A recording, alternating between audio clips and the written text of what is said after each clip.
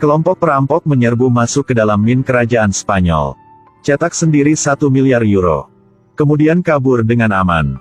Tersebar di seluruh dunia. Selama 2 tahun terakhir, polisi telah mencari komplotan ini, tetapi tidak ada jejak. Orang-orang ini tampaknya telah benar-benar menguap dari dunia. Rio dan Tokyo adalah 2 anggota bandit. Mereka bersembunyi di sebuah pulau kecil di Karibia. Berenang setiap hari, memancing. Kehidupan orang kaya sangat menyenangkan. Satu-satunya ketidaknyamanan adalah tidak bisa berkomunikasi dengan dunia luar. Setelah hidup seperti ini selama 2 tahun, Tokyo merasa bosan. Dia ingin pergi keluar dan melihat dunia sendirian untuk sementara waktu. Sebelum pergi, Rio memberinya telepon satelit. Itu adalah barang yang dia beli di pasar gelap. 2 orang membuat janji. Setiap 3 hari akan saling menelepon 5 menit jam 6 sore. Jadi, Tokyo sendiri yang meninggalkan pulau itu. Setelah 2 tahun tidak mengalami kehidupan perkotaan modern. Begitu dia memasuki kota, dia benar-benar seperti hilangkan dirinya. 3 hari kemudian, dia menelepon Rio sesuai jadwal. Tanpa sepengetahuan Rio, orang yang menjual telepon satelit itu menjebaknya. Kedua ponsel disentuh olehnya. Telepon baru saja dihidupkan. Polisi Spanyol segera menemukan 2 orang itu. Kemudian segera hubungi polisi setempat untuk mengambil tindakan. Rio melamun tentang masa depan bersama Tokyo. Lalu tiba-tiba dia merasa ada yang tidak beres. 2 kapal patroli polisi melaju kencang menuju pulau itu. Dia segera berteriak ke telepon, menyuruh Tokyo untuk melarikan diri. Ketika polisi tiba di sinyal lokasi Tokyo, baru saja melihat seekor anjing dengan telepon satelit diikatkan di lehernya. Namun, sulit bagi Rio untuk melarikan diri di pulau terpencil. Dia tertangkap dan diinterogasi oleh polisi. Ingin dia mengungkapkan di mana sisa anggota bersembunyi. Tapi memukulinya sampai mati dia tidak mengatakannya. Bukan karena dia berkulit tebal dan tidak takut dipukul. Itu karena dia benar-benar tidak tahu. Tempat persembunyian mereka semua disiapkan oleh profesor terlebih dahulu. Kecuali profesor, mereka tidak tahu di mana yang lain. Profesor meninggalkan mereka nomor telepon. Jika memiliki masalah, dapat menghubungi dia di nomor ini. Setelah melarikan diri dari polisi, Tokyo menelepon nomor tersebut. Melalui beberapa panduan, dia akhirnya menemukan profesor di Thailand. Di sebelahnya ada seorang wanita. Tokyo terkejut, bukankah orang ini inspektur polisi Raquel Murillo? Dia tidak menyangka profesor tidak hanya mencuri uang negara. Dia juga merampok orang-orang bangsa. Sekarang Raquel dan profesor adalah pasangan. Mengetahui bahwa Rio ditangkap, dia segera memanggil anggota yang tersisa. Sebelumnya, kru mereka terdiri dari 9 orang. Tapi selama aksi di Royal Mint, Berlin dan 2 anggota lainnya meninggal. Sekarang Rio ditangkap lagi. Kru mereka hanya sisa 5 orang. Termasuk Profesor, Tokyo, Nairobi, Helsinki, Denver. Ada juga Stockholm, seorang sandera yang jatuh cinta dengan Denver. Juga ingin ikut beraksi kali ini. Termasuk Raquel, tim mereka terdiri dari 7 orang. Bagaimana cara menyelamatkan Rio dari polisi? Profesor berpikir lama.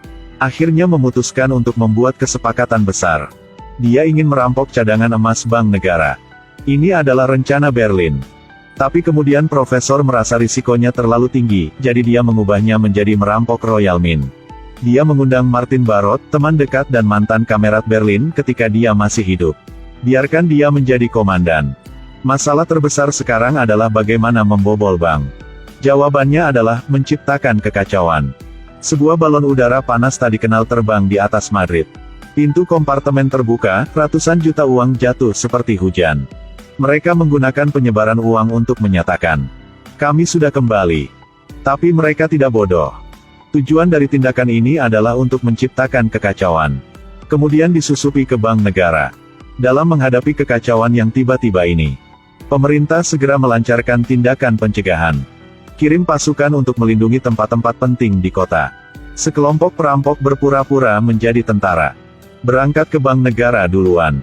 Pada saat ini, polisi sedang berjaga di luar bank. Kapten Martin berkata, mulai sekarang tempat ini akan diambil alih oleh tentara. Dia juga meminta polisi menggunakan gas air mata untuk membubarkan massa. Sementara asapnya tebal. Mereka berdua menanam bom mini di luar tembok bank. Kemudian biarkan polisi mengevakuasi sebagian besar sandera di dalam. Dan meledakkan bomnya. Keamanan bank segera mengaktifkan sistem pertahanan. Tutup semua pintu. Dalam waktu 1 jam, tidak ada yang bisa mengangkat blokade. 1 jam kemudian, polisi akan menentang keamanan para sandera. Langsung mengeluarkan perintah serangan. Karena di dalam brankas emas ada sesuatu yang lebih penting daripada uang. Kubah emas dibangun 48 meter di bawah tanah. Menghubungkan 2 aliran air. Jika ada seseorang mendobrak pintu brankas emas, sistem anti pencurian akan otomatis. Isi gudang dengan air selama 20 menit. Lebih sulit merampok di sini daripada pergi ke surga.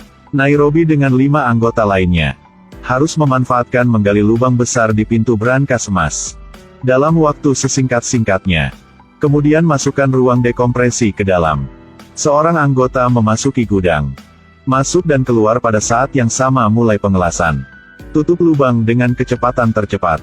Tak lama, alarm berhenti, mereka berhasil. Nairobi memasuki brankas emas melalui ruang dekompresi. Ada emas batangan di mana-mana yang berkilauan.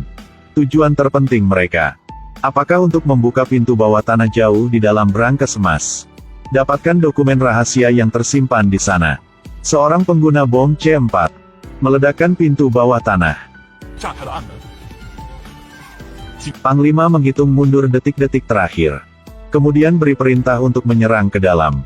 Gugus tugas yang membawa peralatan anti peluru secara bertahap mendekat. Tiba-tiba, Denver mengibarkan bendera putih dan berlari keluar. Melihat kotak merah di tangannya, Panglima terpaksa memerintahkan mundur. Di dalam kotak merah itu ada dokumen rahasia pemerintah. Menyimpan cerita yang tidak begitu murni dari pemerintah Spanyol. Setelah terpapar, tidak ada yang tersisa dari UE. Bahkan ada risiko perang. Tidak lama kemudian, penanggung jawab Kementerian Pertahanan, Kementerian Kabinet, dan lembaga pemerintah penting pergi ke ruang komando untuk mengadakan pertemuan darurat. Takut rahasianya terbongkar. Mereka membawa negosiator ahli. Bahkan membawa Rio. Dia yang bertanggung jawab menggunakan metode penyiksaan ilegal sama Rio. Kunci dia di kamar kecil. Tidak cukup ruang untuk duduk. Harus berdiri selama 24 jam. Munculnya negosiator ahli menempatkan profesor dalam posisi rendah. Pertama, dia mengumumkan kepada media beberapa rahasia pemerintah dan berita buruk. Sampai media menemukan itu palsu. Dokumen rahasia di tangan profesor akan tidak berguna lagi. Kemudian mereka memompa gas anestesi ke bank melalui sistem ventilasi. Menunggu gerombolan perampok pingsan. Mereka terus mengirim 5 petugas polisi khusus untuk menerobos ventilasi. Untungnya, profesor telah menyiapkan mata-mata. Seorang anggota luar memberitahu profesor tentang situasi sebelumnya. Petugas polisi khusus yang menerobos disergap oleh bandit. Dipukuli sampai tidak bisa lari. Akhirnya digiring ke kamar. 4 sisi adalah bom inframerah. Profesor menggunakan 5 petugas polisi khusus ini dan 40 sandera. Berhasil untuk menukar dengan Rio.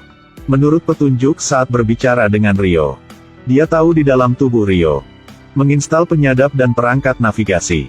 Mereka menemukan solusinya. Keluarkan perangkat itu secara diam-diam. Letakkan perangkat itu di musang pasir. Lalu membuatkan banyak suara. Menyesatkan polisi bahwa mereka telah melarikan diri. Pada titik ini, Profesor dan Raquel berada dalam masalah besar. Kendaraan komando punya mereka terdeteksi oleh kendaraan udara tak berawak. Keduanya meninggalkan mobil, berpisah dan memanjat pohon untuk bersembunyi dari alat pelacak. Raquel sudah setengah jalan ketika dia tergelincir. Tim pencari polisi ada di depan. Dia harus lari bersembunyi di kandang ayam sebuah rumah tangga.